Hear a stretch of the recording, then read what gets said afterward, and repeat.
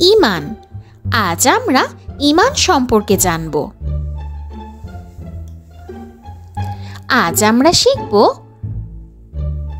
ঈমান কি, ঈমান সম্পর্কে আলেমদের বক্তব্য, ঈমান গ্রহণের শর্ত,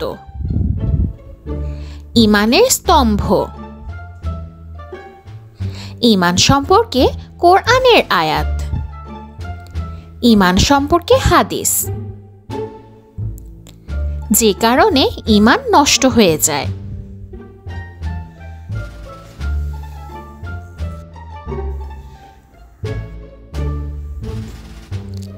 ঈমান কি? ঈমানের শাব্দিক অর্থ বিশ্বাস, আভিধানিক অর্থে স্বীকার করা, স্বীকৃতি দেওয়া, অনুগত হওয়া, মতান্তরে দৃঢ় বিশ্বাস করা। এটি কুফর বা অস্বীকার করা বা অবাধ্যতার বিপরীত। ইসলামের মূল বিষয়গুলোকে মনে প্রাণে বিশ্বাস করাকে ঈমান বলে। যার ঈমান আছে তাকে বলে মুমিন বা মুসলিম।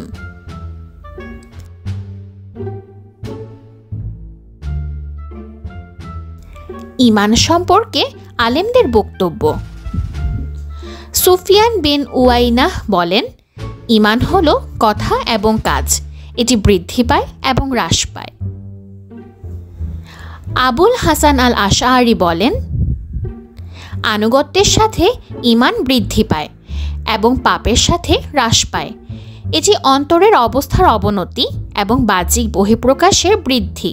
ঠিক যেমন আমাদের আনুগত্য ও নবীর আনুগত্যের ওজন ভিন্ন হয়ে থাকে, যদিও আমরা সবাই আমাদের দায়িত্ব পালন করছি তবুও।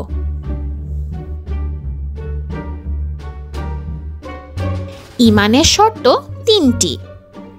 ১. ইসলামের মৌলিক বিষয়গুলো মুখে স্বীকার করা। ২. অন্তরে বিশ্বাস করা। ৩. কাজে বাস্তবায়ন করা।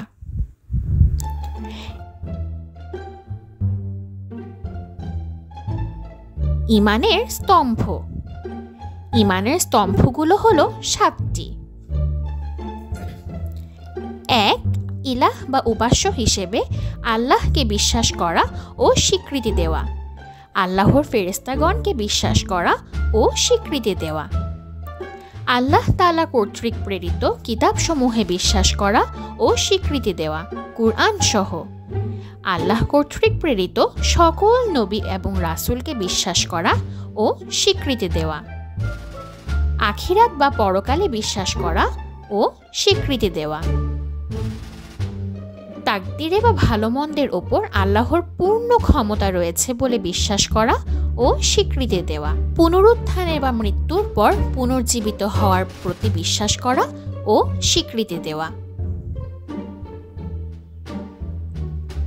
ঈমান সম্পর্কে কোরআনের আয়াত।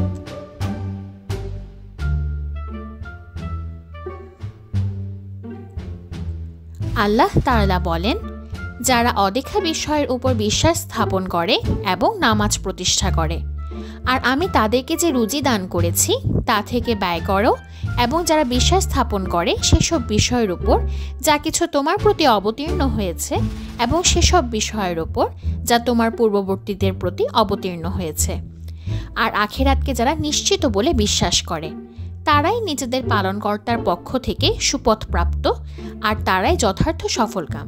সূরা আল বাকারা আয়াত ৩-৫। আল্লাহ তাআলা আরও বলেন, পক্ষান্তরে যারা ঈমান এনেছে এবং সৎ কাজ করেছে তারাই জান্নাতের অধিবাসী, তারা সেখানেই চিরকাল থাকবে। সূরা বাকারা আয়াত ৮২। ঈমান সম্পর্কে হাদিস।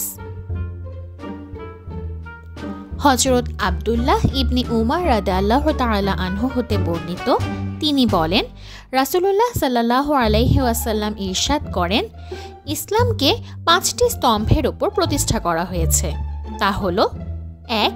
এ কথার সাক্ষ্য দেওয়া যে আল্লাহ তাআলা ব্যতীত অন্য কোনো উপাস্য নেই এবং মুহাম্মদ সাল্লাল্লাহু আলাইহি ওয়াসাল্লাম তার বান্দা ও রাসূল। ২. সালাত প্রতিষ্ঠা করা। ৩. যাকাত প্রদান করা। ৪. হজ করা। এবং ৫. রমাদান মাসে সিয়াম পালন করা। সহিহ বুখারী ৮, সহিহ মুসলিম ১৬। হযরত আনাস রাদিয়াল্লাহু তাআলা আনহু হতে বর্ণিত, তিনি বলেন, রাসূলুল্লাহ সাল্লাল্লাহু আলাইহি ওয়াসাল্লাম ইরশাদ করেন, যার মধ্যে 3টি বৈশিষ্ট্য থাকবে সে ওই বৈশিষ্ট্যগুলোর কারণে ঈমানের স্বাদ অনুভব করতে পারবে। সে বৈশিষ্ট্যগুলো হচ্ছে: 1.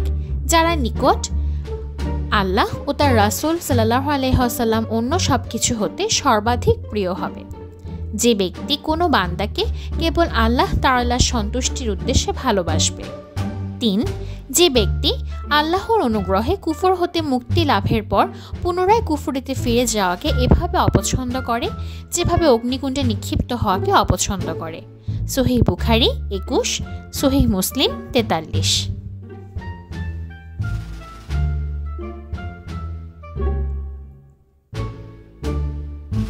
যে কারণে ঈমান নষ্ট হয়ে যায়: 1.